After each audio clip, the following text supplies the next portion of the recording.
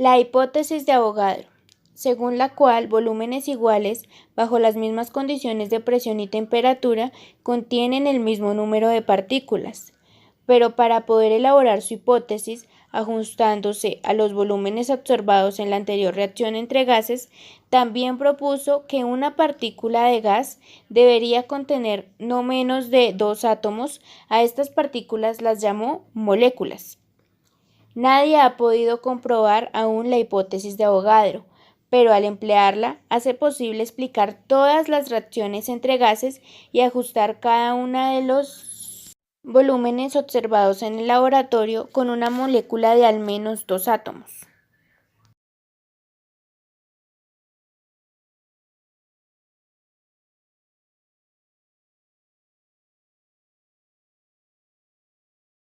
Dos átomos de hidrógeno y un átomo de oxígeno se combinan para formar una nueva molécula que ocupa un único volumen. Esto deja dos átomos de hidrógeno y un átomo de oxígeno que también se combinan para ocupar otro volumen. Partículas simples, volúmenes simples. El balance de la reacción no necesita de soluciones básicas, incrementos de volumen ni átomos divididos.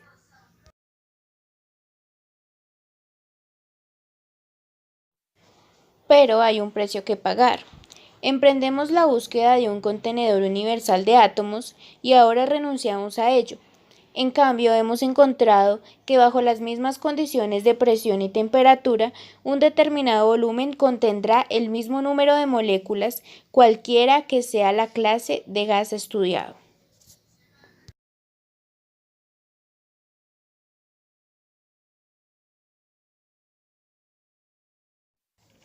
Esto nos permite comparar las masas de volúmenes de distintos gases y así comparar las masas de las moléculas.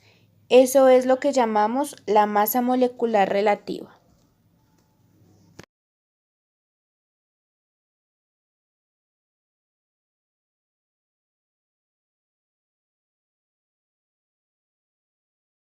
Y se asemejan mucho en cómo funcionan. Cuando nosotros vamos al supermercado, lo que hacemos normalmente es comprar una docena de huevos. Entonces compramos un total de 12 huevos. Pensemos ahora en un vaso con agua. Este vaso de agua que están viendo contiene un mol de moléculas de agua.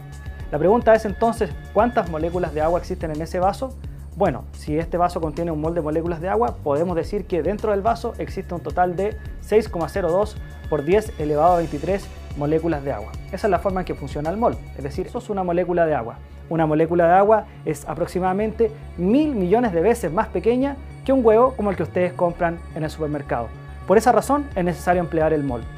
El mol no solo se emplea para moléculas, también se puede emplear para átomos. Por ejemplo, si nosotros quisiéramos hablar de un mol de átomos de sodio, estaríamos hablando en realidad de 6,02 por 10 elevado a 23 átomos de sodio.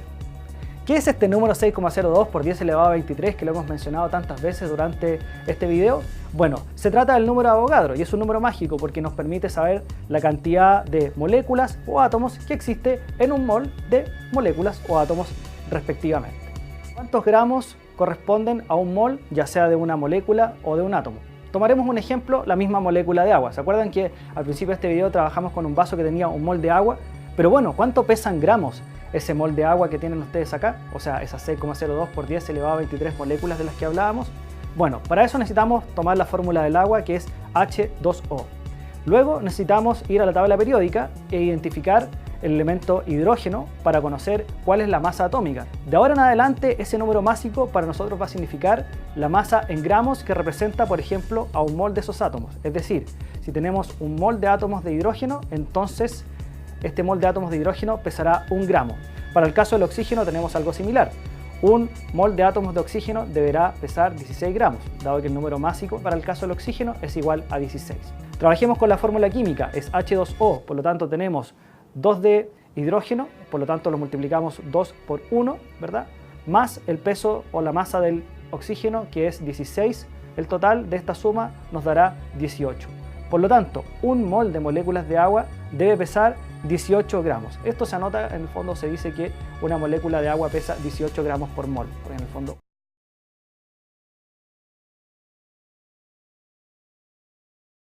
del feminismo, el sufragismo. Y esta ola ya no es un movimiento solo intelectual, pasa a ser un movimiento de acción social. Ya verás. El movimiento sufragista surge en los dos países anglosajones, y luego estos van influyendo en el resto de países. Vamos por partes. En Estados Unidos, las mujeres han luchado por la independencia de su país. Ahora, se agrupan por la defensa de los derechos de los esclavos. Bueno, pues 4 mujeres viajan a Londres, al Congreso Antiesclavista. Pero no te lo pierdas, no les dejan participar por el hecho de ser mujeres. Al final, les dejan hacerlo tras una cortina. Indignadas, toman conciencia de su desigualdad como mujeres y, de vuelta al país, 2 de ellas, Lucrecia Mott y Elizabeth Cady Stanton, comienzan su lucha, ahora ya, a favor de los derechos de las mujeres. En 1848, en Seneca Falls, frente a unas 300 personas, exponen la Declaración de Sentimientos. Reivindican recuperar todos los derechos civiles, como la igualdad de educación. Y, como sabes, el voto. Hacen especial hincapié en esto último porque piensan que una vez pudiendo votar, los demás derechos vendrán solos. Es el inicio del sufragismo norteamericano. Las mujeres comienzan a defender sus derechos en masa, con manifestaciones, panfletos, pero no te creas que fue algo sencillo, porque durante años y años son humilladas y pisoteadas.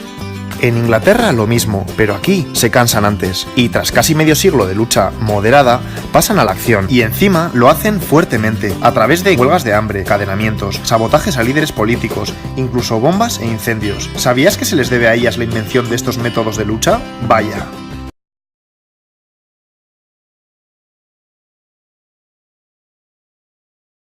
Amedeo Avogadro. Nació en 1776 y falleció en 1856.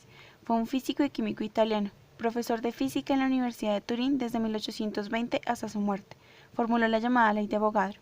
En 1811 enunció la hipótesis que se ha hecho célebre, bajo el nombre de Ley de Avogadro.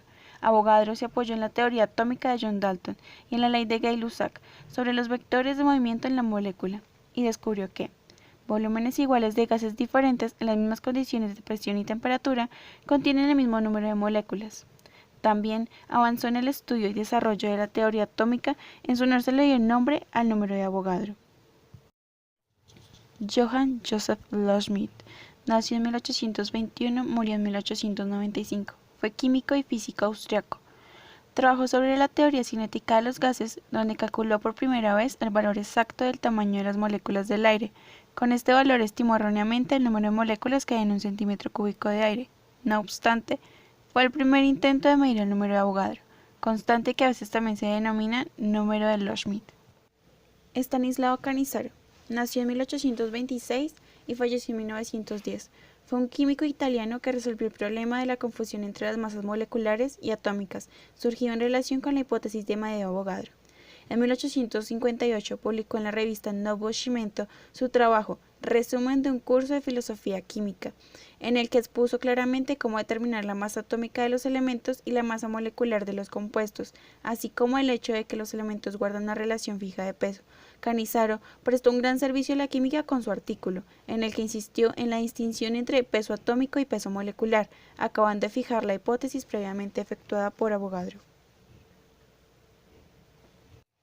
Wilhelm Oswald nació en 1853 y falleció en 1932. Fue un químico, profesor universitario y filósofo alemán. Implementó el término mol en 1886, quien sacó el concepto mole del latín, que significa pila o montón.